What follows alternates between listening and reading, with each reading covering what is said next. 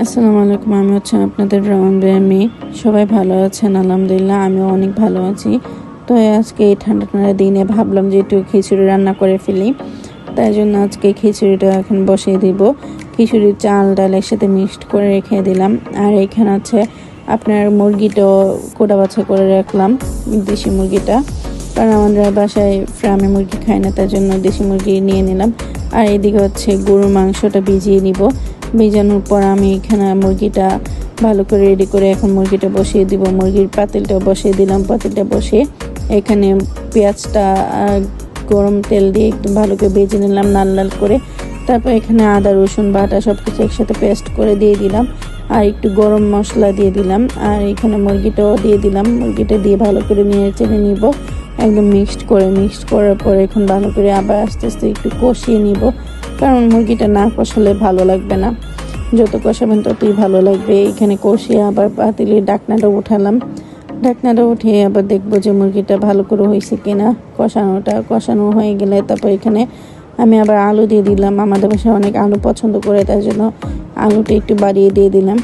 আলুটা দিয়ে তারপর ভালো করে নেড়েচেড়ে একটু ঝোল টুল দিয়ে একদম রান্নাটা সুন্দর করে নিলাম। তারপর এখন এই যে আমার মুরগির রান্নাটা হয়ে গেল। এখন মুরগিটা রান্না করে শেষ করে এখন আমি আবার গরুর মাংসর পাতিলটা বসিয়ে নিব। গরুর মাংস পাতিলটা বসিয়ে গরুর মাংসটা রান্না করে ফেলবো। আর এখানে হচ্ছে গরুর মাংস পাতিলটা বসে আদা রসুন বাটা সব কিছু একদম কষিয়ে ফেললাম। আর এখানে হচ্ছে মাংসটা দিয়ে তারপর গরুর মাংসটা দিয়ে আবার কষিয়ে নিলাম। কষানোর পর আমি একটু ভিডিওটা স্কিপ করলাম। স্কিপ করার পর এখানে গরুর মাংসটা হয়ে গেছে। এখন আমি আবার পাতিলটা বসিয়ে এখন খিচুড়িটা রেডি করবো আর কি। পেঁয়াজ, তারপরে তেজপাতা, এলাচি, দারচিনি সব কিছু দিয়ে ভালো করে ভেজে নিলাম। আর এইদিকে হচ্ছে আপনার খিচুড়িটাও দিয়ে দিলাম। খিচুড়ির চাল ডাল একসাথে মিক্সড করে আবার ভালো করে ভেজে নিলাম। আর কাঁচামরিচটাও একসাথে দিয়ে ভেজে নিতেছি। ভাজার পর এখানে আমি একটু কুসুম গরম পানি দিয়ে দিলাম, কারণ আমাদের বাসায় সবাই কুসুম গরম পানি দিয়ে সব কিছু তৈরি করি। আর এখানে আবার ডেকে দিলাম ঢাকনাটা। আবার কিছুক্ষণ পরে উঠিয়ে দেখবো যে খিচুড়িটা হয়েছে কিনা। তো আলহামদুলিল্লাহ খিচুড়িটা অনেক সুন্দর হয়েছে, মাশাআল্লাহ। খিচুড়ির কালারটা দেখেই মনে হইতেছে যে অনেক সুন্দর একটা কালার হয়েছে। জানি না আপনাদের কাছে কেমন লাগবে, কিন্তু আমাদের কাছে অনেক ভালো লাগতেছিল।